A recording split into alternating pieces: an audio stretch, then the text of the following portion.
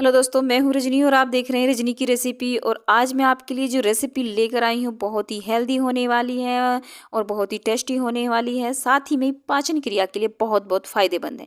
जिन लोगों को स्किन की प्रॉब्लम है, जिन लोगों को आंखों की परेशानी है, या फिर देखिए जिन लोगों के बाल असमय झड़ रहे हैं, और देखिए जिनका लीवर सिस्टम बिल्कुल ख़राब हो चुका है, उनके लिए भी बहुत बहुत फ़ायदेमंद है। आप अगर इसे 40 दिन खा लेते हैं तो आप देखिए फिर और कोई चीज़ नहीं खा पाएंगे, क्योंकि ये बहुत ही कम सामानों से बनकर तैयार भी होती है और बहुत ही हेल्दी भी है। जिन लोगों ने ये 40 दिन खा ली है तो देखिए उन लोगों के बालों का झड़ना, स्किन प्रॉब्लम और साथ ही में पाचन क्रिया इतनी मजबूत हो जाएगी कि आप जिससे कि एसिडिटी वगैरह बनती है, उन लोगों के ये बनना ही बंद हो जाएगा। और देखिए ये ही बातों में मैंने ले ली कढ़ाई, और कढ़ाई में डाल लिया है 2 चम्मच देसी घी। जैसे ही देसी घी हमारा पिघल जाएगा, उसी के साथ डालने वाले हैं मखाने। मखाने अगर आप भून रहे हैं तो उन्हें इस बात का ध्यान रखें कि आपका गैस का फ्लेम बिल्कुल मंदा होना चाहिए। जैसे ही ये मखाने को डालते हैं तो धीमी धीमी आंच पर ही भूनेंगे तो ये अंदर से और बाहर से दोनों तरफ से क्रिस्पी हो जाते हैं, इनका एक सुनहरा सा कलर आ जाता है। तो देखिए बातों ही बातों में धीरे धीरे कर कर हम इन्हें भून लेते हैं। जब भी कभी आप कोई भी चीज़ भूनें, मखाने हैं, बादाम हैं, या काजू हैं, या किशमिश हैं, जिन भी चीज़ों को आप भूनना चाहते हैं, तो हमेशा इस बात का ध्यान रखें कि आपका गैस का फ्लेम मंदा ही होना चाहिए। तो ये चीज़ें हमारी आराम से भुन जाती हैं और अच्छी तरीके से। नहीं तो ये क्या होता है कि ऊपर से तो ये जल जाती हैं और अंदर से सिकती भी नहीं हैं। तो देखिए धीरे धीरे कर कर हमारे मखानों ने सारा घी सोख लिया है, और देखिए अंदर और बाहर से दोनों तरफ से क्रिस्पी हो जाएंगे। दोस्तों, मखाने के गुण आपको बताने की ज़रूरत नहीं है, ये बहुत ही फ़ायदेमंद होते हैं, फाइबर युक्त होते हैं, कैल्शियम आयरन से भरपूर होते हैं। और देखिए ये हमारी हड्डी, बालों के लिए और स्किन के लिए बहुत फ़ायदेमंद होते हैं। इन्हें ज़रूर हमें अपने खान पीन में शामिल करना चाहिए। और देखिए मखाने भी भुनकर हमारे तैयार हो चुके हैं, आपको इसी तरीके से भूनने हैं। और देखिए फिर से मैंने कढ़ाई ले ली है और कढ़ाई में 1 चम्मच घी डाल लिया है मैंने, और इसी के ऊपर डालने वाले हैं जो हमने एक कटोरी तिल लिए हुए थे, उन्हें भी डाल लेते हैं। गैस का फ्लेम फिर से बता देती हूँ कि मंदा ही रखना है आपको, क्योंकि तिल बहुत नाजुक होते हैं। ये एकदम तेज़ गैस रखेंगे तो जल जाएंगे और जल्दी जल्दी चटक कर बाहर निकल जाएंगे, और ना ही ये भुन पाएंगे।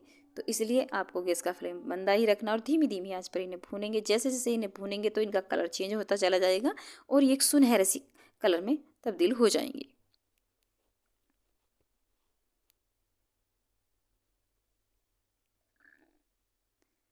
तिल में अपना ऑयल होता ही है, आपको मालूम ही होगा कि तिल जब भुनता है और जब इसे हम पीसते हैं तो ये एक मावे की तरह हो जाता है।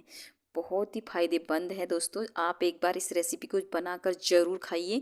और आपने मेरे कहने से मैं इसकी गारंटी लेती हूँ, अगर आपने इसे एक रोज़ खा लिया है तो आपका लीवर सिस्टम मजबूत हो जाएगा। देखिए बातों ही बातों में हमारे तिल भी भुन चुके हैं। देखिए इनका एक सुनहरा सा कलर आ चुका है। और अब जैसे ही हमारे ठंडे हो जाएंगे तो हमें एक प्लेट में निकाल लेने हैं हमें इसे। देखिए एक प्लेट में मैंने इसे निकाल लिया है। और देखिए जिस कढ़ाई में हमने इसे तिल को भुना था उसी में हम डाल लेते हैं फिर से 1 चम्मच घी। और देखिए ये जो हमारा नारियल रखा हुआ है, इसे भी हम भून लेंगे। नारियल को अगर हम ऐसे ही डाल लेते हैं तो इसका जो कच्चापन है उससे हमारे जो बनने वाली ये रेसिपी है वो अच्छी नहीं बनने वाली है। तो इसे भी भून लेते हैं हल्का सा, एक इसका भी ब्राउन कलर हो जाएगा। और देखिए इसका कलर थोड़ा थोड़ा चेंज हो रहा है। और देखिए उधर से हमारा ये भुन चुका है। मेरे मखाने जो मैंने रखे थे वो भी मैंने मिक्सी के जार में डाल लिए, इसे भी हम पीस लेते हैं। देखिए ये पीसकर तैयार हो चुके हैं और इन्हें भी निकाल लेते हैं, हम एक कटोरी में निकाल लेंगे। और तिल जो रखे थे उन्हें भी पीस लेते हैं। देखिए मैं बता रही थी ना, जैसे हम तिल मिक्सी में डाल लेंगे तो एक मावे का आकार सा ले लेता है, और इसे भी अब हम निकाल देते हैं। और इन सारी चीज़ों को मैंने एक कढ़ाई में ही डाल लिया है जिसमें मैंने नारियल को भूना था। उसी में तिल डाल लिए हैं, उसी में मखाने डाल लिए हैं, और साथ में डालने वाले हैं हम अपने से गुड़ को, जो हमने अभी ग्रेट कर कर रखा हुआ था।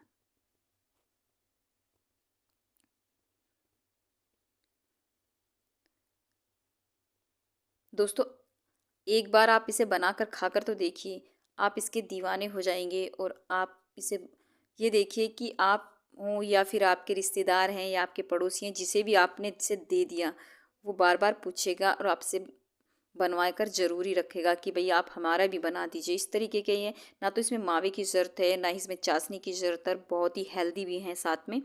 गुड़ के फ़ायदे आपको पता ही होगा कि पहले बुज़ुर्ग गुड़ खाते थे खाने के बाद। क्यों खाते थे? क्योंकि उनका लीवर सिस्टम बहुत मज़बूत होता था। उन्हें पता था इस बात का कि खाने के बाद गुड़ को खाना चाहिए। तो आपने देखा होगा कि पहले जो बुज़ुर्ग होते थे उनको लीवर की कोई इतनी परेशानी नहीं होती थी, पाचन तंत्र उनका बहुत अच्छा होता था। तो देखिए, इन सारी चीज़ों को मैंने मिला लिया है बातों ही बातों में, और अब कर लेते हैं हम अपने लड्डू की तैयारी।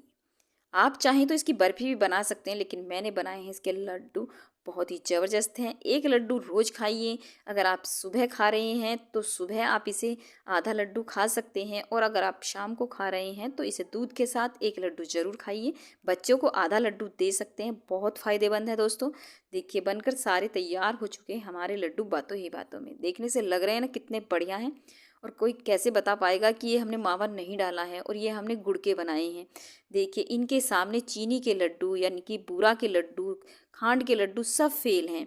एक बार आप ज़रूर बनाइए ये गुड़ के लड्डू, आप दीवाने हो जाएंगे। आप बूरा के यानी कि मिश्री के सब लड्डू खाना भूल जाएंगे। और देखिए, लग रहे हैं ना कितने टिम टिम बढ़िया लड्डू भाई। हेल्दी रहिए, हेल्दी भी रहिए दोस्तों, और टेस्टी चीज़ भी खाइए, और अपने पाचन क्रिया को कीजिए मजबूत। अगर आपको मेरी वीडियो बढ़िया लग रही हो यानी पसंद आ रही हो तो प्लीज़ लाइक शेयर सब्सक्राइब करना बिल्कुल ना भूलें दोस्तों। चलिए, तो हम अगली वीडियो में आपसे ज़रूर मिलते हैं।